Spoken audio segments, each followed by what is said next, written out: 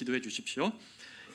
이제 우리 다 같이 일어나셔서 열왕기상 19장 1절로 19절까지의 주님의 말씀을 한 절씩 19장 1절부터 9절까지의 말씀을 한 절씩 읽고 마지막 절 9절을 합독하도록 하겠습니다. 1절입니다. 아합이 엘리야가 행한 모든 일과 그가 어떻게 모든 선지자를 칼로 죽였는지를 이세벨에게 말하니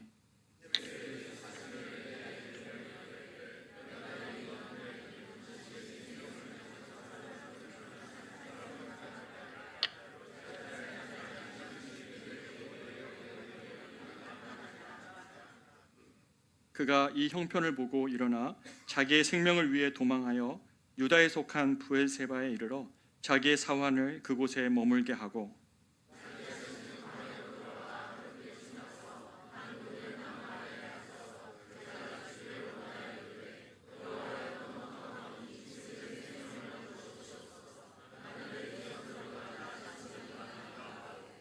로뎀나무 아래에 누워 자더니 천사가 그를 어루만지며 그에게 이르되 일어나서 먹으라 하는지라.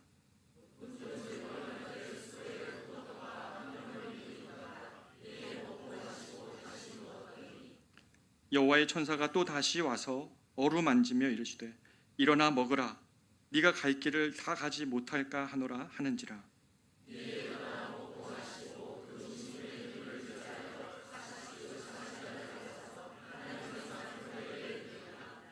같이 있습니다. 엘리야가 그곳 굴에 들어가 거기서 머물더니 여호와의 말씀이 그에게 임하여 이르시되 엘리야야 네가 어찌하여야 여기 있느냐. 아멘.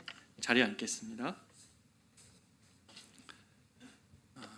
오늘 저와 여러분에게 쉼이 필요한 당신에게 진정한 쉼은 어디에서 오는가라는 제목으로 말씀의 은혜를 나누고자 합니다. 여러분, 한국 사회는 지금 번아웃의 시대를 살고 있는 것 같습니다. 최근 이 보건복지부에서 나오는 계속 통계들을 보면 30대에서 60대의 한국 사회를 살아가는 사람들의 이 정신적인 탈진과 우울증의 지표들은 계속 올라갑니다. 왜 그럴까요? 이 시기에는 정말 직장인들이 일에 대한 부담감과 또 가족 부양의 책임들이 주어지고 또 준비되지 않은 노후에 대한 불안감, 또 여러 가지 가정적 또 사회적 책임감들이 증대되어지는 시기이기 때문에 그렇습니다. 집에서 가사와 육아도 끊임없는데 또 심지어 직장까지 다녀야 겨우 가정을 유지할 수 있는 우리 자매들은 이 번아웃을 피해갈 수 없는 것 같습니다. 많은 사람들이 지쳐 있는 한국 사회입니다. 여러분, 그리스도인이라고 예외입니까? 아니죠.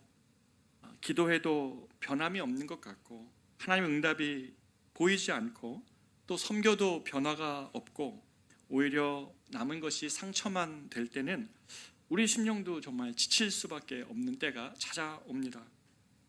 오늘 본문 속에 나오는 나름 위대한 선지자였던 엘리야, 이 선지자 엘리야도 지금 그런 탈진을 경험하고 있습니다. 4절에 보면 엘리야가 지금 당장 내 생명을 거두시옵소서, 지금 조금 내가, 오늘 본문에 보면 넉넉하오니, 아니 조금 제가 지금 죽기에 딱 좋을 것 같으니까 주님 나를 생명을 거두시옵소서라고 하나님께 그렇게 기도하고 있습니다. 여러분, 엘리야의 이런 마음이 낯설게 느껴집니까? 아니죠. 어떤 때는 그리스도인들인 우리도 너무 지치고 또 삶의 의미를 잃고 허망해지면 죽고 싶은 마음이 찾아올 수 있는 것입니다. 엘리야가 그러고 있으니까요. 오늘 말씀은 저는 이 죽고 싶다까지 말하며 완전히 탈진한 이 엘리야의 마음에서부터 오늘 말씀을 시작해 보려고 합니다. 여러분, 그리스도인이든지 비그리스도인이든지 탈진은 어디에서부터 옵니까? 먼저 탈진은 우리가 아무리 수고해도 변화의 가능성이 없을 때 탈진이 찾아옵니다.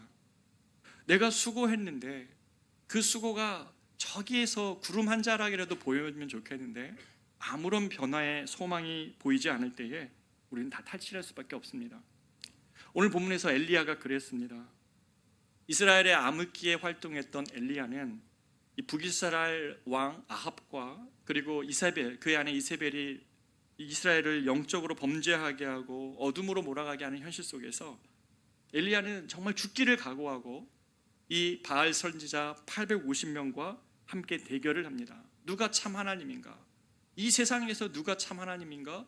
그 바알 선지자들과 대결하죠. 이스라엘 백성들은 아무런 호응도 안 해주고 그들은 옆에서 구경하고 있는데 혼자 외롭게 850대 1의 싸움을 싸우는 것입니다. 그 외로운 싸움에서 그러나 마침내 엘리야가 이기죠. 그 엘리야는 그 승리를 가지고 뭘 기대했겠습니까?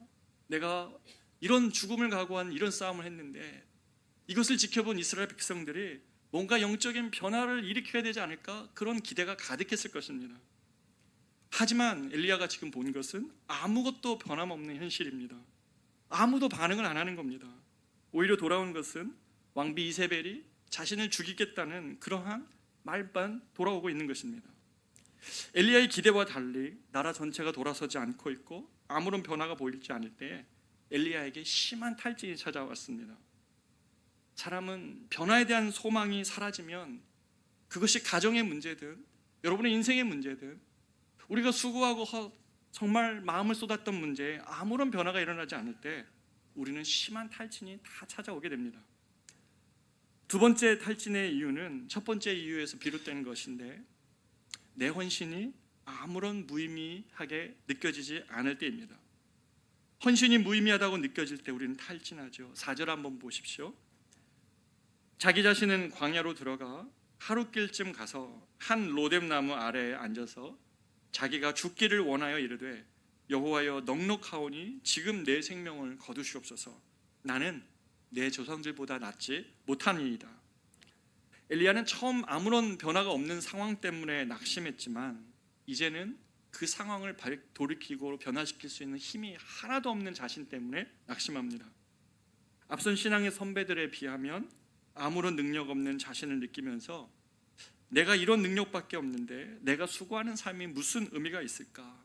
라고 하며 자신의 이 지친 마음을 바라보며 탈진하고 말았습니다. 이 질문, 내가 수고하는 이 헌신이 여러분 교회를 위한 봉사라든지 가정을 위하여 헌신하는 것이든지 여러분이 정말 마음을 쏟는 그 헌신이 정말 누군가에게 무가치하게 여겨지고 그렇게 취급받고 또 내 앞에 있는 문제와 현실들이 너무 커서 그 앞에 내가 초라하게 느껴지면 아니 저 깊은 바다에 오늘 내가 던지는 돌 하나가 작은 파동도 못 일으키는데 그것이 무슨 의미가 있을까? 그냥 탈진하고 말죠. 우리는 우리 자신이 무가치하게 여겨질 때 다 탈진하고 마는 것이죠. 이렇게 변화의 가능성이 보이지 않고 또 자신의 수고가 무의미하게 여겨져서 인생이 힘든 사람들의 모습이 여러 곳에서 보입니다. 직장이 너무 힘들고 가정에 자녀들을 키우는 것이 너무 힘들고 아니 인생 자체가 너무 짐스러워서 삶에 지친 사람들 모습이 여기저기에 눈이 띕니다. 가까이 여러분 주위에 가족 중에도 있을 수 있고 오늘 이 로뎀나무 아래서 지쳐있는 이 엘리야의 이야기가 어쩌면 자기 자신의 모습처럼 보여서 이 이야기에 귀 기울일 수밖에 없는 분도 계실 것입니다. 오늘의 세상은 지쳐 있습니다. 그래서 쉼을 향한 갈망이 동시에 여러 곳에서 보이는 것입니다. 성경은 창세기 3장에서 죄로 인한 타락한 세상 속에서는 사람이 쉼을 얻지 못할 것이라고 말합니다. 은혜에서 멀리 떨어져 있기 때문에 은혜를 알지 못하는 삶은 지칩니다. 땀 흘리고 쟁투하며 살아야 되는 존재가 되고 말았다는 것이 창세기 3장의 선언입니다. 그렇기 때문에 사람은 본연적으로 이 땅에 살다가 우리는 지치고 번아웃되며 참 쉼을 향한 갈망을 갖고 살아가게 되는 것이죠. 여러분 그런데 세상에서 사람들은 어떻게 쉼을 얻고자 합니까? 누구나 다 갈망하는 이 쉼을 어떻게 사람들은 추구하며 삽니까? 육체적 피로를 풀기 위해서 어떤 이들은 휴가를 계획하셨을 것입니다. 또 밤에 좀 더 잠을 늘려 봐야겠다. 또 온천이나 마사지 같은 것을 통해서 그런 거 좋아하시는 분들 계시죠? 네, 좀 릴렉스하고자 하시죠. 또 어떤 이는 어떻습니까? 이 정신적 리프레시가 중요하다고 생각해서 요새는 사람들이 명상에 많이 가기도 하고 요가에 빠지기도 하고 또 산책 또는 자연에서 머무는 휴양림 같은 데 찾아가시는 분, 또 템플 스테이 이런 것들을 하시죠. 또 어떤 분은 스트레스를 주는 이 관계에서 내가 좀 빠져나오면 쉼을 얻지 않을까 생각해서 요새는 디지털 디톡스가 굉장히 유행하더라고요. 그래서 집에 금고를 하나 갖다 놓고 핸드폰을 거기다 넣어놓는 겁니다. 그리고 한 8시간 후에 열 수 있도록 세팅을 해놓는 거예요. 집에 오면 절대로 내가 다른 인간관계에 빠지지 않겠노라. 이렇게 사람들이 노력하고 수고하죠. 쉬고 싶어서요. 몸이 쉴 수 있고 마음이 쉴 수 있으면 내가 좀 괜찮지 않을까, 좀 내일 내가 일어나도 좀 괜찮지 않을까, 이런 마음에 여러 가지 계획들을 세웁니다. 현대 심리학자들은 사람들이 왜 쉬지 못할까 할 때에 자기 돌봄을 잃었기 때문이라고 말합니다. 쉼이라는 것은 외부로 향했던 내 삶의 걸음을 멈추고 자기 내면으로 향하는 시간이 쉼이라고 말하면서 이렇게 정리를 하자 사람들은 이제 자기 자신을 향한 돌봄을 위해 혼밥을 결정합니다. 그리고 혼행, 혼자 여행하고 혼자 캠핑 등을 하죠. 혼자 있으면 내 자신만의 시간을 확보할 수 있고 내가 내 내면을 돌아볼 수 있고 내가 내 자신 안에서 힘을 얻을 수 있지 않을까라는 생각 때문에 그렇습니다. 여러분, 이런 시도들이 유익합니다. 이런 노력은 우리들에게 스트레스 레벨을 낮춰주고 또 우리 자신의 내면을, 내가 힘들어하고 있는 자기 자신의 내면을 바라볼 수 있게 하죠. 그리고 잘 쉬고 난 다음에 이러한 쉼들은 우리를 다시 일터로 내보낼 수 있는 힘을, 일정한 힘을 주긴 합니다. 하지만 여러분, 한번 정직하게 여러분에게 묻고 싶습니다. 여러분, 이런 마음들이, 이런 것들이 정말 여러분의 마음을 진정으로 쉬게 합니까? 여행을 통해 분명한 쉬는 시간을 갖고 왔고 또 홀로 있는 시간을 통해 내 자신을 돌아봤고 운동을 통해 복잡한 머리를 비웠지만 이내 다시 찾아오는 삶의 지친 마음은 어떻게 설명해야 됩니까? 왜 쉬어도 쉰 것 같지 않고 우리의 마음은 다시 제자리에 머물고 있습니까? 이것에 대한 답이 무엇입니까? 이것은 이 세상의 어떠한 쉼의 반복도 우리 사람의 내면에 있는 근본적인 평안에는 도달할 수 없기 때문에 그런 것입니다. 삶이 과제처럼 여겨져 힘에 겨워 지친 마음에 근본적인 쉼을, 이런 것들은 줄 수가 없기 때문에 그렇습니다. 우리를 다시 일하게는 할 수 있습니다. 쉬었으니까요. 그렇게 일할 수 있는 쉼을 줄 수 있지만 일터로 복귀하는 쉼과 다르게 내가 한순간을 살더라도 소망을 갖고 살아가는 그 삶을 살아가게 하는 것은 이러한 쉼들이 줄 수 없다는 것입니다. 여러분 중에 누가 오늘 내가 쉬고 내일 일하는 그 인생 반복하고 싶은 분들이 있습니까? 일하기 위하여 쉬는 것입니까? 세상의 쉼은 우리가 다시 일할 수 있는 쉼을 줄 수는 있지만 한순간을 살아도 정말 소망을 가지고 참 삶을 살게 하는 것은 줄 수가 없습니다. 우리 모두는 한순간을 살아도 의미를 가지고 소망 속에 살아가는 그 한날 한날이 우리한테 의미가 있는 것 아닙니까? 그 이 소망은 어디서부터 비롯되는 것입니까? 오늘 우리에게 이 본문은 왜 하나님이 이 세상에 선포되어져야 되는지, 왜 하나님이 우리에게 소망이 되어지는지를 보여주시는 본문입니다. 단순한 엘리야 한 명의 쉼을 위한 본문만이 아니라 우리가 창세기와 연결해서 일할 수밖에 없는, 지칠 수밖에 없는 우리에게 주님이 주시는 쉼에 관한 이야기입니다. 먼저 주님은 지쳐있는 자들을 나무라지 않습니다. 엘리야가 쓰러졌을 때 하나님은 엘리야를 책망하지 않으셨습니다. 너 명색이 엘리야인데 왜 지쳐있니? 너 명색이 엘리야, 왜 선지자인데 왜 그렇게 도망쳐 있니? 라고 묻지 않으셨다는 겁니다. 네가 그런 지위에 있으면 너는 지치지 말아야지 라고 말씀하시지 않았다는 겁니다. 대신 떡과 물을 준비하시는 그 분이 하나님이십니다.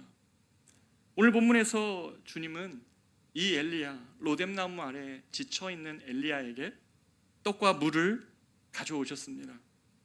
그리고 천사를 보내어 어루만지시면서 오늘 본문의 7절에 보니까 일어나 먹으라, 네가 네 갈 길을 다 가지 못할까 하노라 말씀하십니다.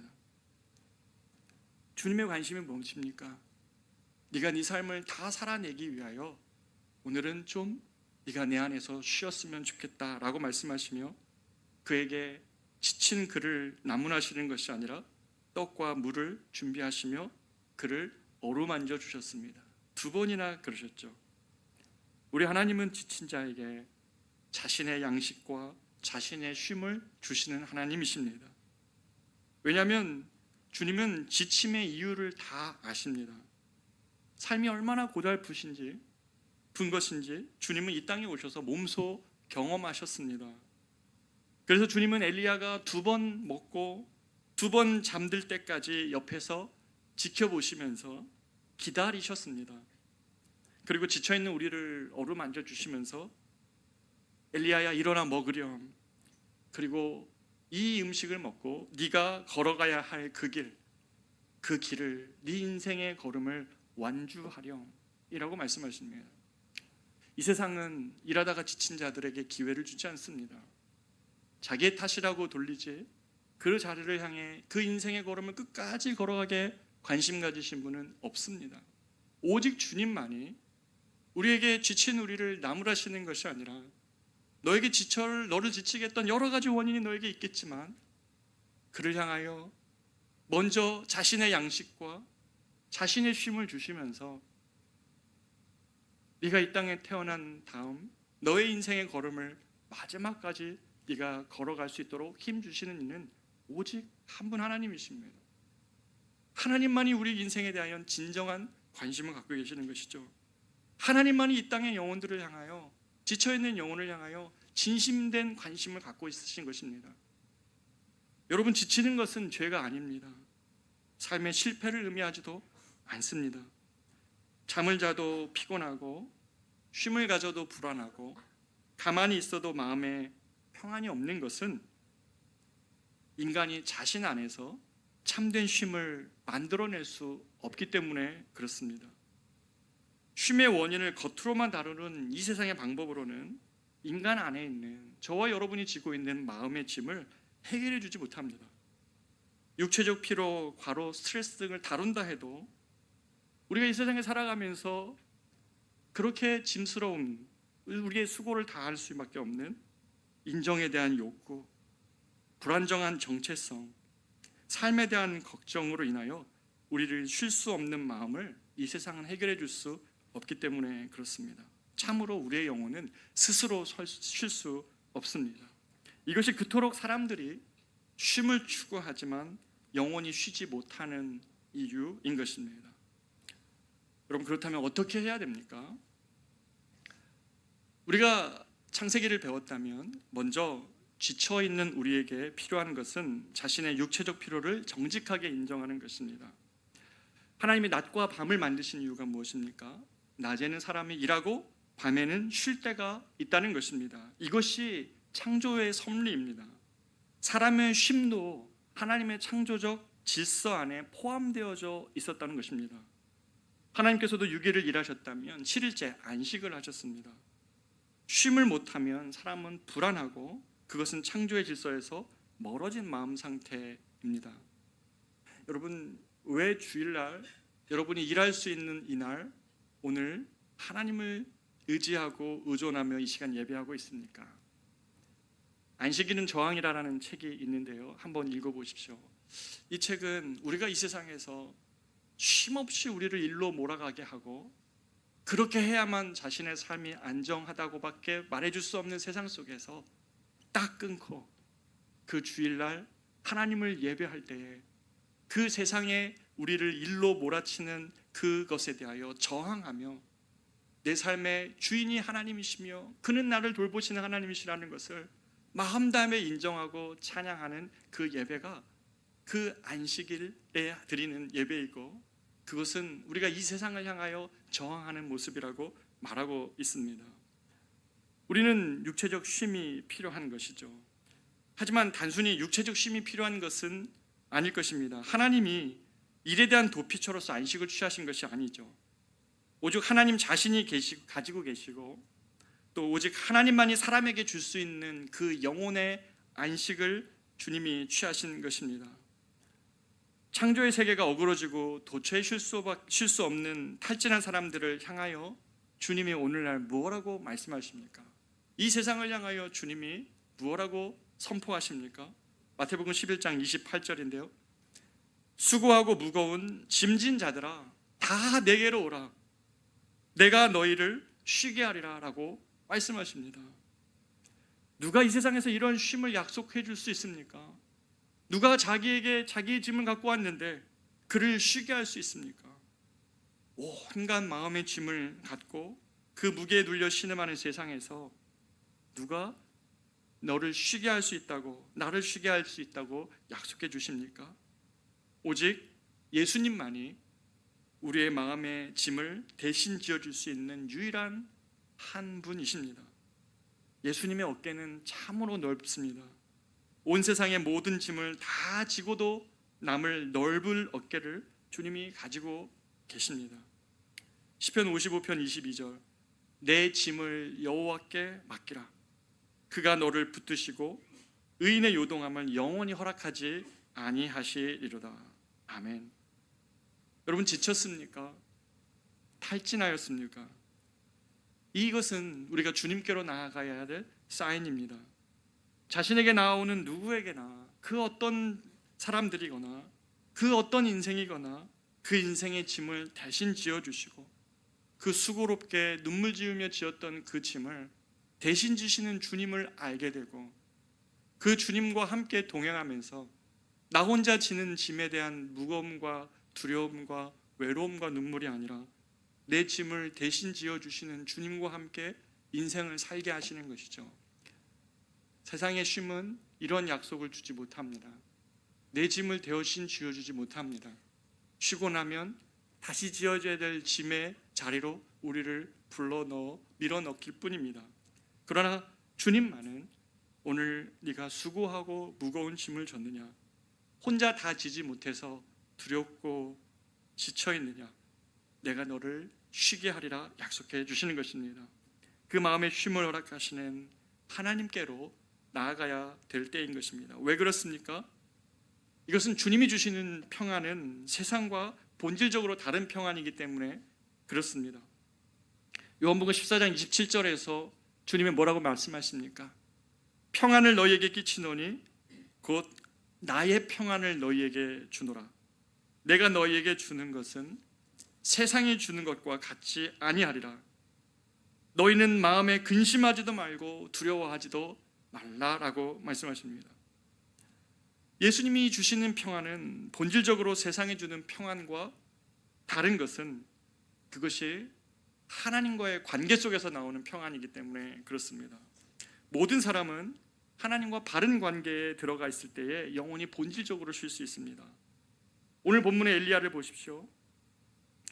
엘리야는 하나님이 주신 물과 떡을 먹고 다시 일어나 하나님의 산 호렙에 올라갔습니다. 그리고 그 호렙까지 간 다음에 그는 한 동굴에 숨었습니다. 그 숨어있는 엘리야에게 하나님이 찾아오셨습니다. 바위를 부술 정도의 바람이 지나가고 지진도 지나갔습니다. 자신의 마음과 같은 이런 것들이 지나간 다음에 조용한 가운데 세밀한 음성으로 주님의 음성이 들립니다. 주님이 말씀하십니다. 엘리야야, 너 왜 여기에 이렇게 지쳐서 있느냐? 왜 내가 여기 있는 거냐? 어찌하여 네가 여기 있는 것이냐? 라고 엘리야에게 주님이 물으십니다. 엘리야는 대답합니다. 주님, 내가 열심을 냈으나 이제 나만 남았습니다. 내가 무엇을 할 수 있으며 내가 이 상황에서 나의 수고가 무슨 의미가 있습니까? 내가 수고한들 무슨 의미가 있는 것입니까? 하며 하나님께 자신의 무너진 마음을 다 토로했습니다. 다 토로하고 다 말해드렸습니다. 그리고 난 다음에 그 나의 이 속 이야기를 다 들으시는 주님이 끝까지 그 얘기를 다 들으시고 난 다음에 엘리야에게 한 가지 사실을 알려주었습니다. 바알에게 무릎 꿇지 아니한 7,000명의 사람이 남겨져 있다는 사실이었습니다. 엘리야의 지독한 영적 외로움을 주님은 알고 계셨습니다. 그래서 그가 전해보지 못했던 이 세상의 신에 무릎 꿇지 않은 하나님의 사람들을 남겨주셨다는 사실을 그가 듣고 엘리야가 하나님을 향한 원망을 거두었습니다. 하나님과 어그러졌던, 자신의 삶의 문제 때문에 어그러졌던 하나님과의 원망을 거두고 자신이 이전에 보지 못했던 것을 보게 하시는 주님, 자신 안에 다시 소망을 일으키시는 주님 때문에 그는 다시 하나님을 신뢰할 수 있었습니다. 그가 다시 삶의 자리로 돌아갈 수 있었던 것은 하나님과의 관계가 회복되어졌고 하나님이 보여주시는 눈을 가질 수 있었기 때문에 그는 다시 하나님을 신뢰하며 삶의 자리로 돌아갈 수 있었습니다. 그의 지독한 영적인 외로움조차 위로하시는 하나님의 사랑에 감사함으로 지쳤던 마음이 다시 일어설 수 있었던 것입니다. 사랑하는 여러분, 성경에는 이런 하나님과의 관계 안에서 회복되어서 그 지친 마음이 위로받았던 사람들이 너무너무 많이 있습니다. 돈으로 자기를 증명하고 싶었던 삭개오, 병에 걸린 자식을 위해서 온갖 의원을 찾아 헤매다 탈진한 아버지, 배고픈 배를 움켜쥐고 갈릴리 광야를 이리저리 헤맸던 군중들, 모두 피곤하고 지치고 탈진한 사람들이었습니다. 이 세상에서 우리는 모두 정말 쉬고 싶지만 참된 쉼을 찾을 수 없습니다. 그 쉼은 오직 그리스도 예수 안에만 있습니다. 여호와가 자신의 목자됨을 고백하면서 그분의 인도하심을 따를 때에 자신에게 부족한 것이 없는 인생인 줄 그가 고백했을 때 다윗은 주님은 이 고백 속에 나를 언제나 내 영혼을 소생시켰다고 다윗은 시편 23편에서 고백합니다. 여호와는 나의 목자시니 그가 지금 나의 상황 가운데 내가 이해되지 않지만 그가 나의 목자시면 나는 부족함이 없다고 고백하고 그렇게 주님을 신뢰하는 마음이 그 안에 회복되어졌을 때 다윗은 언제나 주님은 나의 영혼을 소생시켰다고 말하고 있는 것입니다. 여러분, 왜 우리가 삶에서 지칩니까? 우리가 평안을 추구하고 또 안정감을 추구하고 성공을 쫓고 부를 쫓다가 우리 지칩니다. 명예와 존경과 높임을 얻고자 노력하다가 지칩니다. 진짜 쉼이 어디 있는가 헤매다가 피곤해집니다. 소년이라도 장정이라도 다 넘어진다고 이사야 40장은 말씀하십니다. 그런 우리가 기억해야 될 한 말씀이 있습니다. 그것은 십자가에서 주님이 하신 말씀으로 요한복음 19장 30절입니다. 예수님이 이렇게 말씀하시죠. 예수께서 신포도주를 받으신 후에 이르시되 다 이루었도다 하시고 머리를 숙이니 영원히 떠나가시느니라. 주님 뭐라 말씀하셨습니까? 다 이루었다고 말씀하셨습니다. 예수님은 십자가에서 다 이루셨다고 말씀하시며 죽으셨습니다. 주님, 그게 무슨 말입니까? 십자가 아래 로마의 압제는 여전하고 변하지 않는 삶의 현실이 여전한데 무슨 일을 주님이 다 이루셨다는 말입니까? 라고 물을 때 이 주님이 다 이루셨다는 말은 주님이 우리의 죄로 인한 하나님의 진노에서 우리를 건져내셨다는 그 일을 다 이루셨다는 말이고 우리는 그 결과로 인해 하나님과 화목하게 되었다는 말입니다. 이 하나님과의 화목으로 인해 주님께 나아오는 자는 이제 목자 없는 양처럼 기진하여 이리저리 떠돌아다녀야 되는 인생이 아니라 그 그리스도께서 다 이루신 그 일 때문에 우리는 하나님의 자녀가 되어 천국이 저희 것이 되게 하시는 그 은혜를 입은 자들입니다. 여러분, 주님은 단순히 우리를 죄에서 건져내시는 것만이 목적이 아니라 하늘의 모든 복과 약속을 우리에게 주셨습니다. 부를 쫓다가 지친 인생에게 주님은 천국에서 하나님의 자녀된 부가 있는데 이 땅에서 부를 쫓아가 지친 그 삶에 대하여 다시 돌아보게 하시는 것입니다. 명예를 쫓다가 지친 인생에게 주님의 나라에서 영광과 존귀로 관시우시겠다고 이미 약속해 주셨는데 왜 그렇게 명예를 쫓다가 인생이 실패했다고 생각하느냐? 쾌락을 쫓다가 공허해지고 수고하다가 눈물 짓는 인생에게 하늘의 기쁨의 잔치에 참여할 날을 약속하시고 그 수고로움을 그치는 때가 올 텐데 그때는 참되게 안식하게 될 것이라고 약속해 주신 것입니다. 부하신 주님이 가난해지심으로 우리를 부하게 하여 주셨습니다. 존귀하신 주님이 십자가에서 수치와 모욕을 받으심으로 우리를 존귀하게 하셨습니다. 하나님의 아들이신 예수님이 버림받으심으로 우리가 그분의 자녀가 되게 하셨습니다. 높이 계신 주님이 낮은 우리 자리에 오셔서 우리를 위해 고난당하시고 우리를 주님의 나라로 올려주신 것입니다. 참으로 주님은 우리가 이 땅에서 추구하는 모든 것의 최종적인 아름다움을, 그 궁극적인 것을 다 약속해 주셨습니다. 여러분, 부를 쫓다가 지쳤습니까? 명예를 쫓다가 지쳤습니까? 인정받기 위하여 지쳤습니까? 삶에 우리가 추구했던 그 모든 것들이 그리스도께서 우리에게 주님의 나라에서 완전하고 궁극적인 모습으로 우리에게 다 약속해 주셨습니다. 우리는 하나님께서 우리를 위한 궁극적인 모든 일을 다 이루셨다는 것을 진심으로 이해하고 믿을 때 우리에게 영적으로 쉼을 줄 수 있습니다. 왜냐하면 그 믿음은 우리에게 자유를 주기 때문에 그렇습니다. 쉼은 자유 속에서 나옵니다. 담임 목회자로서 저도 짐이 참 많다는 사실을 알게 되었습니다. 이 담임의 3년의 시간 동안 저에게도 참 많은 짐들을 가지고 있었었는데, 저는 이 말씀을 준비하면서 주님의 위로를 참 많이 받았습니다. 네가 생각했던 건강한 교회에 대한 꿈, 그 건강한 교회를 세워가고자 했던 그 수고, 주님의 나라에서 완전한 형태로 있다. 지금 조금 어려워도, 지금 좀 부족한 모습이 보여도 그 나라에서 완전한 모습이 있는데 왜 이렇게 힘에 겨워하니, 왜 이렇게 지쳐하니? 라는 주님의 음성이 마음에 들리는 데 됐습니다. 여러분, 돈이 없으면 삶이 정말 여러분의 불편하고 어려운 것이 있지만 정말 무너집니까? 여러분에게 약속하신 하나님의 부유하심이 여러분 이 시간에 보입니까?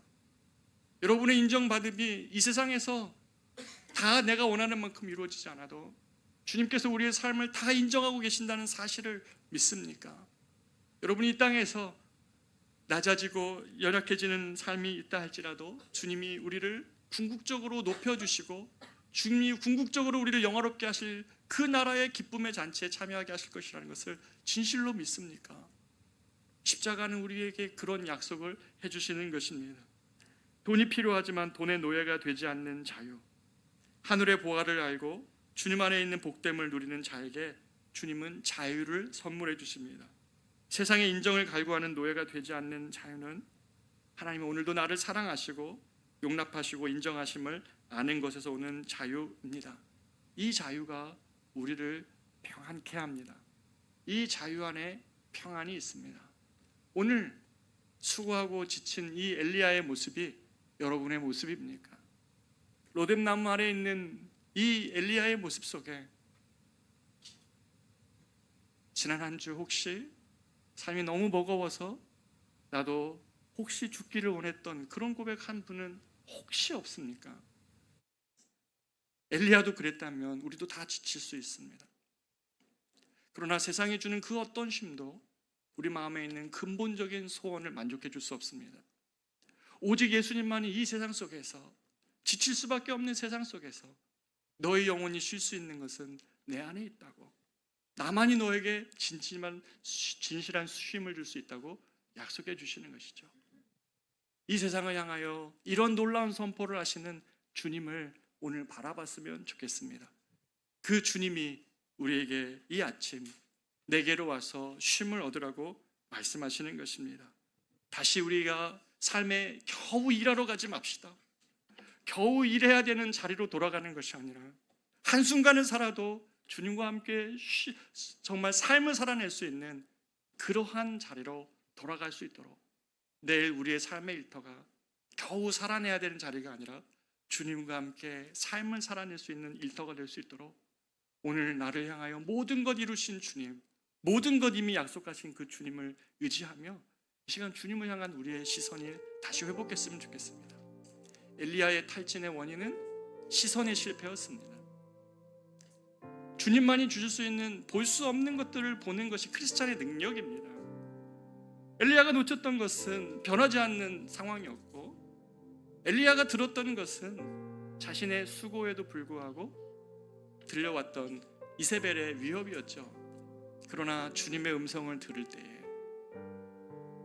주님의 약속을 들을 때에 홀로서는 볼 수 없었던, 바알에게 무릎 꿇지 않았던 7천의 사람들이 남겨져 있다는 그 주님의 영적인 안목이 열렸을 때에 그는 진짜 쉼을 얻을 수 있었습니다.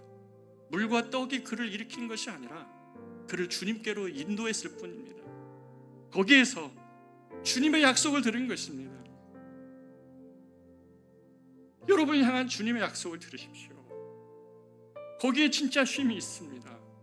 여러분을 예비하여 여러분을 위하여 십자가에 달리시면 다 이루셨다고 말씀하시며, 네가 돈이 필요한 것 알고 너에게 인정이 필요한 것 알고 너의 삶을 견뎌야 되고 지탱해야 되는 많은 것이 있다는 건 내가 이미 다 안다. 너가 수고롭게 이 땅을 살아가면서 애써야 되는 너의 수고가 얼마나 지치게 하는 것인지를 안다. 그러나 너가 추구하는 그 모든 것들의 완전한 형태로 내가 이미 너에게 약속하였으니 그런 것에 노예로 살지 말고 그런 것을 자유함으로 살아라. 있으면 감사하여 수단으로 삼고 없으면 주님의 나라의 것을 바라보며 살라고 우리에게 자유함을 주시는 거죠. 복음은 우리를 자유케 하기 위함입니다. 그래서 평안을 주기 위함인 것입니다. 주님이 주신 것에는 감사하고 없을 때는 주님의 나라를 사모하십시오. 이것이 우리를 얼마나 복되게 하는 것입니까? 이 세상에 어떤 사람이 이런 약속을 해줄 수 있는 것입니까? 오늘 이 시간 저와 여러분 주님을 바라봅시다. 지쳤습니까? 주님 섬기다가 지쳤습니까? 그 모든 지침을 가지고 주님께 나아가, 하나님, 나 스스로는 쉼을 만들어낼 수 없습니다. 주님이 나에게 평안을 주셔야 됩니다. 그 평안을 선물로 받는 저와 여러분 되시기를 진심으로 축복합니다. 우리가 이 시간 같이 찬양할까요? 나 같은 죄인 살리신 이 찬양 같이 찬양하기를 원합니다.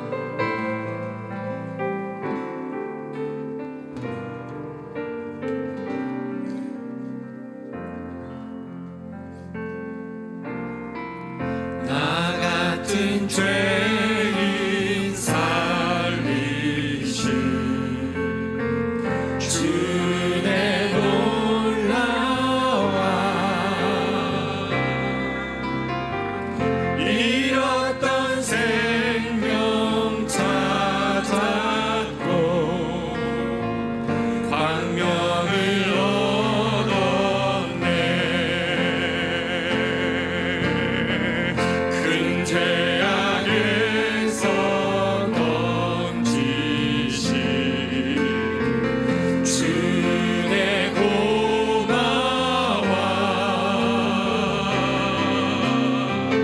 나 처음 믿은 그 시간 귀하고 귀하다. 주 찬양, 주 찬양, 주 찬양. 내 마음 다해 주 찬양, 주 찬양. 내 생명 다해 이제껏 내가 산 것도 이제껏 내가 산 것도 주님의 은혜라. 또 나를 장차 본향에 인도해 주시리. 거기서 우리 영원히, 거기서 우리 영원히 주님의 은혜로 해처럼 맑게 살면서 주 찬양하리라. 우리가 이 시간에 같이 한번 기도하기를 원하는데요, 오늘 이 말씀처럼 하나님, 이 엘리야의 모습이 딱 저입니다. 주님이 제 마음을 아시기 때문에 오늘 이 엘리야의 마음 안에 있는 이 죽음의 유혹까지 보이는 이 모습이 딱 저입니다. 탈진하고 어렵고 쉼을 쉬어도 쉴 수 없는 마음, 겨우 일터로 다시 나갈 수 있을 정도로만 줄 수 있는 그런 쉼들이 아니라 오늘 내 안에 나의 존재를 바꾸어 주셔서 이 세상 그 어느 사람도 약속할 수 없는 영원한 천국을 내 마음에 들여다 주시고 한순간을 살아도 삶을 살아갈 수 있도록 살아내는 그 힘을 주는 하나님의 그 함께 하시는 은혜가 하나님 나에게 너무나 필요합니다. 두려웠던 마음들, 염려됐던 마음들, 짐을 혼자 쥐다가 자녀 양육 때문에, 가정을 건사해야 되는 것 때문에 내 인생이 이렇게 인정받지 못한 채 무너지는 것 같은 마음들 다 주님께 의탁하고, 내 짐을 여호와께 맡기라, 저는 의인의 요동함을 허락하지 아니하시는도다 라고 말씀하시는 주님 앞에 나아가 우리의 모든 짐들을 이 엘리야처럼 한번 쏟아냅시다. 주님이 그거 다 들으십니다. 그리고 우리의 이 영적인 외로움을 해결하시며 하늘의 소망으로 우리를 바꾸어내실 것입니다. 우리를 자유케 하실 것입니다. 오늘 이 시간 그 주님 앞에 나아가 우리의 마음을 쏟아내는 기도로 나아가기를 원합니다. 기도하겠습니다. 존귀하신 하나님 아버지, 사랑하는 우리 거듭 십시오.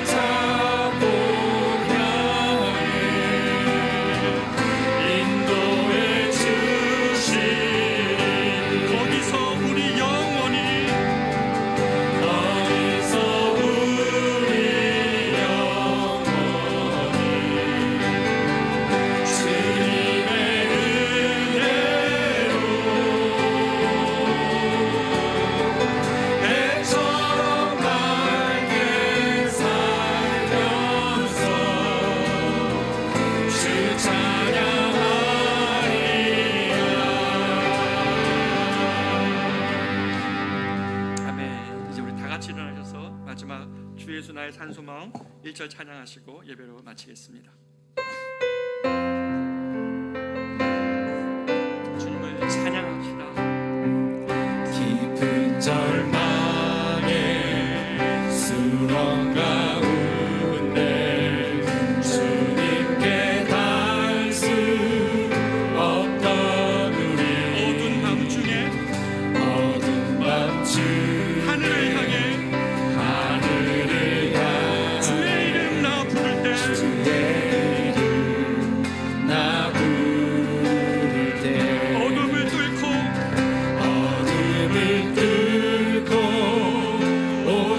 주 사랑 나의 절망 나의 절망 걷으셨네 주님의 공로 주님의 공로 다 이루셨네 다 이루셨네 주 예수 나의 산소만 나의 산소만 찬양합니다 할렐루야 할렐루야 주를 찬양하여라 할렐루야 자유케 하셨도다 죄의 저주 끊으신 주의 구원이 또다 주 예수 나의 산소만 할렐루야 주를 찬양하여라 할렐루야 자유케 하셨도다 죄의 저주 끊으신 주께 구원이 또다 주 예수 나의 산소만 주 예수 나의 산소만 주 예수 나의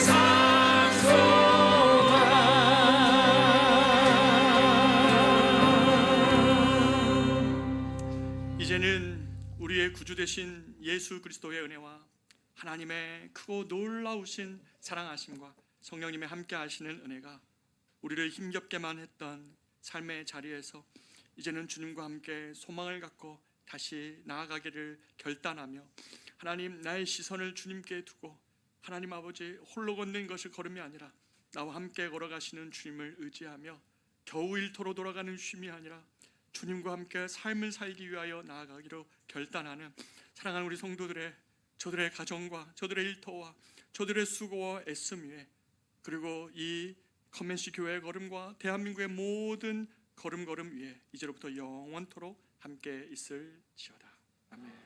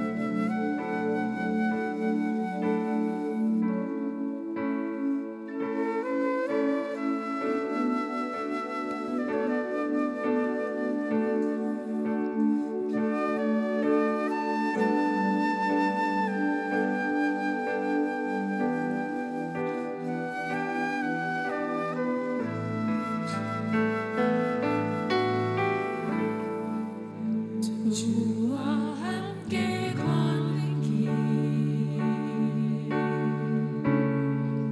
그 안에 평안 주시네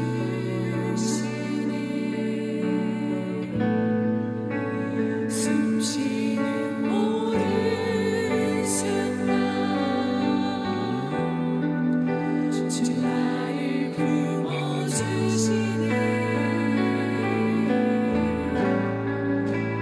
강물 같은 주 사랑 나를 덮으시니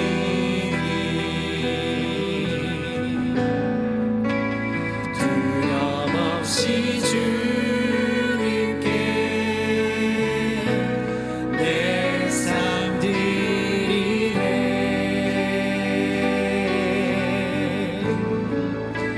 주의 말씀 빗되어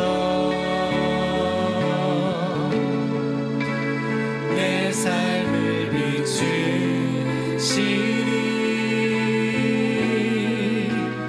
깊은 어둠 속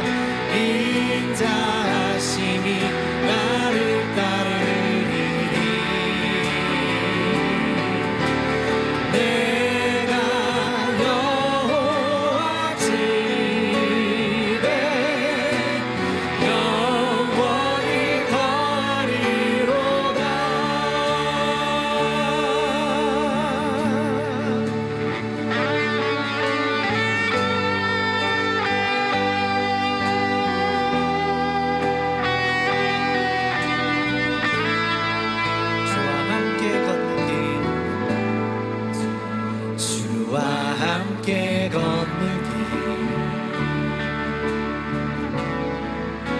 그 안에 평안 주시네 숨 쉬는 모든 순간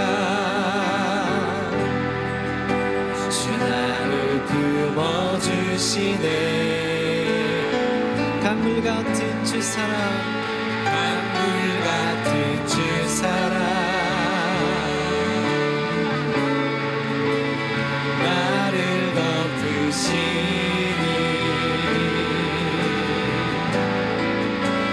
두려움 없이 주님께 내 삶 드리네 주의 말씀이 되어 주의 말씀이 되어 내 삶을 비추시니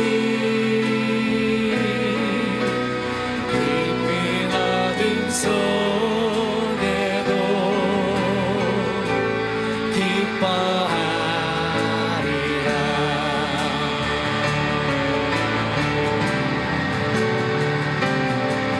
내 평생에